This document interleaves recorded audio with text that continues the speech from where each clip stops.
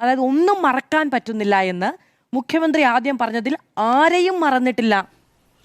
ഒന്നും മറന്നിട്ടില്ല, മറക്കുകയുമില്ല. മുമ്പ് ഞങ്ങൾ പലതും മറന്നിരുന്നു. പ്രതിപക്ഷത്തിരുന്നപ്പോഴും മുഖ്യമന്ത്രിയായി സ്ഥാനമേറ്റപ്പോഴും വി.ഡി. സതീശൻ പറഞ്ഞ വാക്കുകളാണിത്. അത് അക്ഷരം പ്രതി നടപ്പാക്കുന്നു. വേഗത്തിലാണ് ബഹുദൂരം മുന്നിട്ട് പോയിരിക്കുന്നത് എന്നുള്ളതാണ്. 15 ദിവസത്തിനകം റിപ്പോർട്ട് നൽകണമെന്നുള്ളതായിരുന്നു ആഭ്യന്തര മന്ത്രാലയം ഈ SITക്ക് നൽകിയിരിക്കുന്ന നിർദ്ദേശം.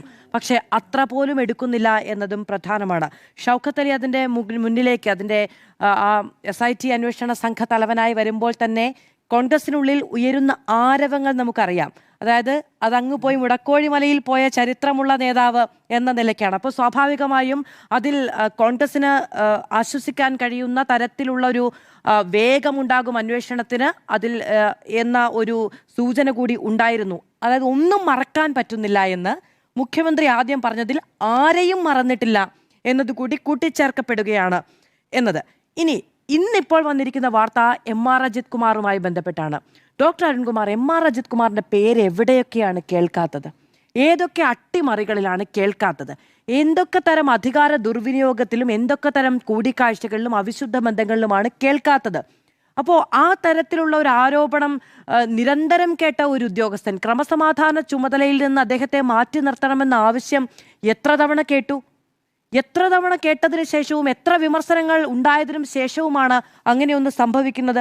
അങ്ങനെയൊന്ന് സംഭവിച്ചപ്പോൾ തന്നെ അത് വളരെ ഈ കരിയറിൽ എവിടെയും ഒരു ബ്ലാക്ക് മാർക്ക് വരാത്ത തരത്തിൽ ഒരു മ്യൂച്വൽ ട്രാൻസ്ഫർ എന്ന നിലയ്ക്കാണത് പിന്നീട് പ്രയോഗത്തിൽ വരുത്തിയത് എന്നതും ഓർമ്മയുണ്ടാകുമല്ലോ. അപ്പോൾ തലോടിയാണ് ആ നടപടികളൊക്കെ ഉണ്ടായത് എന്നതും നമ്മൾ ശ്രദ്ധിക്കേണ്ടതുണ്ട് എന്ന് പറയുകയായിരുന്നു. അതിൽ മറ്റൊന്ന്, ചൈത്ര തെരേസ ജോൺ ഇതുമായി ബന്ധപ്പെട്ട റിപ്പോർട്ട് നൽകി. ആ റിപ്പോർട്ടിൽ പോലീസുകാരുടെ ഭാഗത്തുനിന്ന് ഗവൺമെന്റ് ഭാഗത്തു നിന്നുണ്ടായി എന്ന് പറയുന്നത് പോലീസിന് വലിയ തോതിൽ ചീത്തപ്പേരുണ്ടാക്കുന്ന ഒന്നാണ്, ക്രിമിനൽ പ്രവർത്തനമാണ്, അത് പോലീസിന്റെ നടപടിക്രമങ്ങൾക്ക് അനുസരിച്ചില്ല, അവിടെ ഉപയോഗിച്ച ആയുധം എന്ന് പറയുന്നത് പോലീസ് ഉപയോഗിക്കാൻ പാടില്ലാത്തതാണ് തുടങ്ങിയ ഒരുപാട് പരാമർശങ്ങൾ ഉണ്ടായിരുന്നു. ആ റിപ്പോർട്ട് പൂഴ്ത്തി. ഒന്ന്. ഇനി ഈ ഡിവൈഎസ്പിയുടെ റിപ്പോർട്ട് തിരുത്താൻ വേണ്ടി അദ്ദേഹത്തെ വിളിച്ചു വരുത്തിയിട്ട് ആലപ്പുഴ ഡിവൈഎസ്പിയെ വിളിച്ചു വരുത്തിയിട്ട് ഈ ഉദ്യോഗസ്ഥരെ 3 തവണ വിളിച്ചു വരുത്തി. അതിലൊരു ഉദ്യോഗസ്ഥന് ശാരീരികാസ്വസ്ഥ ഉണ്ടായി എന്നാണ് പറയുന്നത്. ഈ സമ്മർദ്ദം താങ്ങാൻ കഴിയാത്ത ഇന്ന് ആരോപിക്കപ്പെടുന്ന കാര്യങ്ങളാണ്. അങ്ങനെ ഭീഷണിപ്പെടുത്തി. ഇനി ഈ ദൃശ്യങ്ങൾ പകർത്തിയ മാധ്യമപ്രവർത്തകനെ, ക്യാമറമാന്, ജയ്ഹിന്ദിന്റെ ക്യാമറമാനാണ് ഭീഷണിപ്പെടുത്തി. ആ ദൃശ്യങ്ങൾ പകർത്തിയ ഉപകരണം അത് ഏതാണ്ട് 1 വർഷത്തിന് ശേഷമാണ് തിരിച്ചു വാങ്ങുന്നത്. പോലീസ് ഈ സ്പെഷ്യൽ ബ്രാഞ്ചിന്റെ റിപ്പോർട്ട് ഉണ്ടായിരുന്നു. ഈ 3 റിപ്പോർട്ടും പരിഗണിച്ചില്ല എന്ന് മാത്രമല്ല, ഈ ദൃശ്യങ്ങളില്ല എന്ന് കോടതിയിൽ പോയി പറയാൻ ധൈര്യം കാണിച്ചു. അപ്പോൾ കോടതി ചോദിക്കുകയാണ്, സമൂഹ മാധ്യമങ്ങളടക്കം ഈ ദൃശ്യങ്ങൾ ഉണ്ടല്ലോ, അത് കൊണ്ടുവരാൻ പറയുമ്പോഴാണ് പിന്നീട് ആ ദൃശ്യങ്ങൾ കൊണ്ടുപോയി കൊടുക്കുമ്പോൾ കോടതിക്ക് ബോധ്യപ്പെട്ടതിനെ തുടർന്നാണ് ഈ 1.5 വർഷക്കാലം മുമ്പ് അന്വേഷണം വേണമെന്ന് കോടതി പറഞ്ഞത്. എന്നിട്ട് ഈ 1.5 വർഷക്കാലം അനങ്ങിയില്ല. അതുകൊണ്ടാണ് ഇപ്പോഴത്തെ പുതിയ മുഖ്യമന്ത്രിക്ക് കോടതി പറഞ്ഞാൽ ചെയ്യാതിരിക്കാൻ കഴിയുമോ എന്ന് ചോദിക്കുന്നത്. അപ്പോൾ കോടതി പറഞ്ഞിട്ട് ചെയ്യാതിരിക്കുന്ന മറ്റൊരു അധികാര സംവിധാനം അപ്പുറത്തുണ്ടായിരുന്നു എന്നതുകൂടിയാണ് അദ്ദേഹം ആ പരിഹാസത്തിലൂടെ സൂചിപ്പിക്കുന്നത് എന്ന് പ്രധാനമാണ്. ഇത് തിരിച്ചു വരികയാണ് എന്നുള്ളതാണ്. ഇതിൽ അനീതി, ഇതിൽ രാഷ്ട്രീയ പ്രതികാരം, പക എന്നൊക്കെ ആരോപിക്കുമ്പോൾ അപ്പുറത്ത് രാഷ്ട്രീയ സംരക്ഷണം, രാഷ്ട്രീയ നിസ്സംഗത, രാഷ്ട്രീയമായ ഒത്തുചേരൽ, ഗൂഢാലോചന തുടങ്ങിയവ മറുപടിയായി വരും. ഒരു വിരൽ ചൂണ്ടുമ്പോൾ 4 വിരൽ നമുക്ക് നേരെ എന്ന് പറയില്ലേ, അതുപോലെയുള്ള ആരോപണ സരങ്ങൾ ഉണ്ടാകും എന്നുള്ളത് കൊണ്ടാണ് ഇന്നും മിണ്ടാത്തത്. ഇതുമായി ബന്ധപ്പെട്ട രാഷ്ട്രീയ ചർച്ചകളിൽ CPMന്റെ പ്രതിനിധിയില്ല. എന്തുകൊണ്ടാ? എന്ത് പറയും? സഹയാത്രികർ വരികയാണെങ്കിൽ അവർക്ക് എൻ്റെ വ്യക്തിപരമായ അഭിപ്രായം എന്ന് പറയാം. എന്ത് പറയും? ഇതിൽ 3 റിപ്പോർട്ടുകൾ മുക്കി, അന്വേഷണം അട്ടിമറിക്കാൻ ശ്രമിച്ചു തുടങ്ങിയ കോടതി ഉത്തരവുണ്ടായിട്ട് 1.5 വർഷം അനങ്ങിയില്ല. എന്ത് പറയും? ഇതൊന്നും പറയാനില്ലാത്തത് കൊണ്ട് ആ ചർച്ചകളിൽ നിന്ന് തന്നെ മാറി നിർത്തുകയാണ് എന്നാണ് മനസ്സിലാക്കാൻ കഴിയുന്നത്. ഇനി മറ്റൊരു പ്രധാനപ്പെട്ട കാര്യം, ഇന്ന് തന്നെ ആഭ്യന്തര വകുപ്പ് റിപ്പോർട്ട് തേടിയ മറ്റൊരു സംഭവമുണ്ട്. ഇടുക്കിയിൽ ഞാൻ ഇതിനു മുൻപ് മീഡിയ എഡിറ്റേഴ്സിൽ ആ ചെറുപ്പക്കാരനെ കുറിച്ച് പറഞ്ഞിട്ടുണ്ട്. ബിലാൽ സമദ് എന്ന ചെറുപ്പക്കാരൻ. ആ ചെറുപ്പക്കാരൻ്റെ കണ്ണ് ലാത്തി കൊണ്ടിടിച്ചിട്ട് അതിൽ ഒരു കണ്ണിൻ്റെ 30% കാഴ്ച പോയി. പോലീസ് കണ്ണു നോക്കി ലാത്തി വെച്ച് കുത്തി എന്നായിരുന്നു അന്ന് അദ്ദേഹത്തിന്റെ പ്രതികരണം. 30 വയസ്സുള്ള ഒരു ചെറുപ്പക്കാരന്റെ കണ്ണിന്റെ കാഴ്ച ഭാഗികമായി പോകുന്ന തരത്തിൽ ലക്ഷ്യം വെച്ച് ആക്രമണം നടത്തി എന്നുള്ളതാണ് പറയുന്നത്. മാതൃഭൂമി പത്രം പ്രസിദ്ധീകരിച്ചൊരു ഫോട്ടോയുണ്ട്.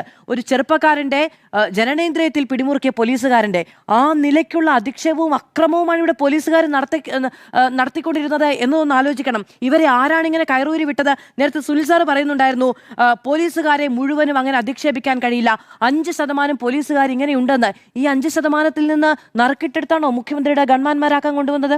ആണോ? ആ അധികാര സ്ഥാനത്തോട് ഏറ്റവും അധികം ചേർന്ന് നിൽക്കുന്ന ആളുകൾ ഉറപ്പായും അവരെങ്കിലും മിനിമം സർക്കാരിന്റെ പോലീസ് നയം നടപ്പിലാക്കുന്നതായിരിക്കണം എന്ന് ഉറപ്പുവേണ്ടേ? സർക്കാരിന് ചീത്തപ്പേരുണ്ടാക്കുന്ന തരത്തിൽ പ്രവർത്തിക്കാത്തവരാണ് എന്ന് ഉറപ്പുവേണ്ടേ? അല്ലാതെ കേരളത്തിലെ സംസ്ഥാന പോലീസിന്റെ ഏറ്റവും മോശപ്പെട്ട 5% ഉൾപ്പെടുന്നവരെ തന്നെ മുഖ്യമന്ത്രിയുടെ സംരക്ഷണ ചുമതല ഏൽപ്പിക്കണമെന്നുണ്ടോ? ഒരു മുഖ്യമന്ത്രിയുടെ ഗൺമാനാകാൻ ഒരാളെ തെരഞ്ഞെടുക്കുന്നുണ്ടെങ്കിൽ എന്തൊക്കെ അന്വേഷണം നടത്തും? രാഷ്ട്രീയം അന്വേഷിക്കില്ലേ? ക്രിമിനൽ ബാക്ക്ഗ്രൗണ്ട് ഉണ്ടോ എന്ന് അന്വേഷിക്കില്ലേ? കരിയറിൽ എവിടെയെങ്കിലും ഒരു ബ്ലാക്ക് മാർക്ക് ഉണ്ടോ എന്ന് അന്വേഷിക്കില്ലേ? ഇതൊക്കെ അന്വേഷിക്കണമെന്നാണല്ലോ വെപ്പ്. അല്ലെങ്കിൽ നാളെ ഈ സുരക്ഷയിൽ എന്തെങ്കിലും വീഴ്ചയുണ്ടെങ്കിൽ എന്ത് സംഭവിക്കും? ഇവർ ഇവർ കൈകാര്യം ചെയ്തൊരു പത്തലാണ്. എങ്ങനെയാണ് മുഖ്യമന്ത്രിയുടെ ഗൺമാന്മാരുടെ കയ്യിൽ ഈ പത്തൽ വരുന്നത്? അവർക്ക് അങ്ങനെ ഒരു ആയുധം ഉപയോഗിക്കാനുള്ള അധികാരമുണ്ടോ? ഇല്ല. അപ്പോ എവിടെയെങ്കിലും കണ്ടാൽ ഇറങ്ങി അടിച്ചു കളയാമെന്ന ബോധ്യത്തോടെ ആയുധ സമാഹരണം, 5 പേരും ഒന്നിച്ചൊരു വണ്ടിയിൽ നിന്ന് ഇറങ്ങണമെങ്കിൽ അതുമായി ബന്ധപ്പെട്ട ഗൂഢാലോചന, ഇതൊക്കെ സംഭവിച്ചിട്ടുണ്ടെന്നേ. ഈ പോലീസുകാർ വീണുപോകുന്നുണ്ട്. ക്രമസമാധാന പാലനത്തിന് അവിടെ ചുമതലയുണ്ടായിരുന്ന പോലീസുകാര് ഈ അപ്രതീക്ഷിതമായി ഇറങ്ങിയടിക്കലിൽ വീണുപോകുന്നുണ്ട്. അവർക്ക് മനസ്സിലാകുന്നില്ല എന്താ ചുറ്റും സംഭവിക്കുന്നതെന്ന്. കാരണം മുഖ്യമന്ത്രിയുടെ വാഹന വ്യൂഹത്തിൽ നിന്ന് അങ്ങനെ ഒരു ആക്രമണം ആ ഘട്ടത്തിൽ അവർ പോലും പ്രതീക്ഷിക്കുന്നില്ല. അവർ ഈ ചെറുപ്പക്കാരായ എഴി തോമസിനെയും ജുവലിനെയും മാറ്റി വഴിയരികിലേക്ക് കൊണ്ടുപോയതിനു ശേഷമാണ് ഇറങ്ങിയടിക്കുന്നത്. തല്ലല്ലേ നീ കുട്ടികൾ പറയുന്നുണ്ട്. അപ്പോഴും ഞാൻ അടിക്കുന്ന ശബ്ദമടക്കം കേൾക്കാൻ കഴിയുന്ന ദൃശ്യമാണ് അവിടെ അന്ന് സംഭവിച്ചത് എന്നുകൂടിയുണ്ട്. ഈ രക്ഷാപ്രവർത്തനം ആലപ്പുഴയിൽ പൊട്ടിമുളച്ചതൊന്നുമല്ല. അതങ്ങ് ചെടിച്ചട്ടി കൊണ്ട് അത് മുളച്ചത് യൂത്ത് കോൺഗ്രസിന്റെയും KSUക്കാരുടെയും തലയടിച്ച് പൊടിച്ച ഒരു ചെടിച്ചട്ടി ഉണ്ടല്ലോ, അവിടെയാണ് ഈ രക്ഷാപ്രവർത്തനം നാമ്പിട്ട് മുളച്ചത്. അവിടെ നിന്നൊരു പാറ്റേൺ രൂപപ്പെടുകയാണ്. മുഖ്യമന്ത്രി രക്ഷാപ്രവർത്തനം എന്ന് വിശേഷിപ്പിച്ചപ്പോൾ മുതൽ കണ്ണൂർ മുതൽ ഇങ്ങോട്ട് ഈ നവകേരള ബസ് വരുന്ന വഴി മുഴുവനും ഒരു പാറ്റേൺ രൂപപ്പെടുകയാണ്. ആർക്കും എന്തും ചെയ്യാം. വഴിയരികിൽ കൂടി നിൽക്കുന്ന DYFIക്കാർക്കാകാം, പോലീസുകാർക്കാകാം, മുഖ്യമന്ത്രിയുടെ ഗൺമാന്മാർക്കാകാം, ഇവർക്കെല്ലാവർക്കും നിയമം കയ്യിലെടുക്കാം എന്ന് പറയുന്ന ഒരു ഓപ്പൺ ചെക്ക് നൽകപ്പെടുകയാണ് സംഭവിച്ചത്. അത് ദുരുപയോഗം ചെയ്തുകൊണ്ടാണ് ഈ പ്രവർത്തനം മുഴുവനും നടക്കുന്നത്. ഏറ്റവും അവസാനം തലസ്ഥാന നഗരിയിലേക്കൊക്കെ വരുമ്പോൾ പോലീസുകാർ കാഴ്ചക്കാരായി മാറുക. എന്താ? ക്രമസമാധാനം DYFIക്കാരെ ഏൽപ്പിച്ചു, അവരിതങ്ങ് ആഘോഷമാക്കിയെടുക്കുന്ന സാഹചര്യം ഉണ്ടാവുക. ഞങ്ങളുടെ ഇടത്ത്, ഞങ്ങളുടെ ബ്രാഞ്ചിൽ, ഞങ്ങളുടെ ഏരിയയിലൂടെ കടന്നു പോകുമ്പോൾ ഈ രക്ഷാപ്രവർത്തനം ഇങ്ങനെ ആയിരിക്കണമെന്ന് ഒരു അന്തസ്സായി മാറുകയാണ്. അങ്ങനെ എത്രയെത്ര പാർട്ടി കേന്ദ്രങ്ങളിലൂടെ ഈ സംഭവം ഉണ്ടായി എന്നുള്ളത് കൂടി നമ്മൾ ഓർത്തെടുക്കേണ്ടതുണ്ട്. ഇനി മുഖ്യമന്ത്രിയെ രക്ഷിക്കാനൊന്നുമല്ല, മുഖ്യമന്ത്രിയെ രക്ഷിക്കാൻ എന്ന നിലയെടുക്കാൻ കഴിയില്ല. എന്തുകൊണ്ടാ? ഇവരിറങ്ങിയ സമയത്ത് മുഖ്യമന്ത്രിയും മന്ത്രിമാരും അടങ്ങിയ വാഹനവ്യൂഹം കടന്നുപോയി. അപ്പൊ അവർക്ക് ഇവരുടെ ഉത്തരവാദിത്തം എവിടെയാ? അവരുടെ ഏറ്റവും അടുത്ത ഇടത്തേക്ക് ചെല്ലുന്ന അക്രമത്തെ തടയുക എന്നുള്ളതല്ലേ? ഇവരിറങ്ങിയ സമയത്ത് അവിടെ ഒരു കൃത്യനിർവഹണ വീഴ്ചയുണ്ടായോ? അവിടെ മറ്റെന്തെങ്കിലും ഒരു സംഭവം ഉണ്ടാവുകയോ, വാഹനത്തിന് നേരെ ആക്രമണം ഉണ്ടാവുകയോ, മറ്റെന്തെങ്കിലും സുരക്ഷാ പ്രശ്നം ഉണ്ടായിരുന്നെങ്കിൽ ഇവരെന്തായിരിക്കും നേരിടേണ്ടി വരുന്നത്? എന്നിട്ട് ഇന്നിപ്പോൾ ഒരു ഇടത് സഹയാത്രികൻ പറഞ്ഞത് ഇവർ തന്നെ നടപടി ആവശ്യപ്പെട്ടു അത്രേ. ഞങ്ങളുടെ ഭാഗത്തുനിന്നൊരു വീഴ്ച വന്നിട്ടുണ്ട്, അതുകൊണ്ട് നടപടി ആവശ്യപ്പെട്ടു എന്നാണ്. പക്ഷേ അവർ നടപടി ആവശ്യപ്പെട്ടിട്ട് പോലും അങ്ങനെ വേണ്ടതില്ല എന്ന തീരുമാനം ഔദ്യോഗിക തലത്തിൽ എടുക്കുകയായിരുന്നു. എന്തിനു വേണ്ടിയിട്ടാ? സംരക്ഷിക്കുക എന്ന ഉറച്ച ബോധ്യത്തിൽ നിന്നാണ് അതുണ്ടാകുന്നത്. ഇനി ജനവിധിയിലൂടെ അല്ല ജനം ഇങ്ങനത്തെയുള്ള കാര്യങ്ങൾക്ക് ന്യായീകരണം കൊടുക്കുക. ക്രൈം വേറെയാണ്, ജനവിധി വേറെയാണ്. ഇത് ക്രൈമാണ് സംഭവിച്ചിരിക്കുന്നത്.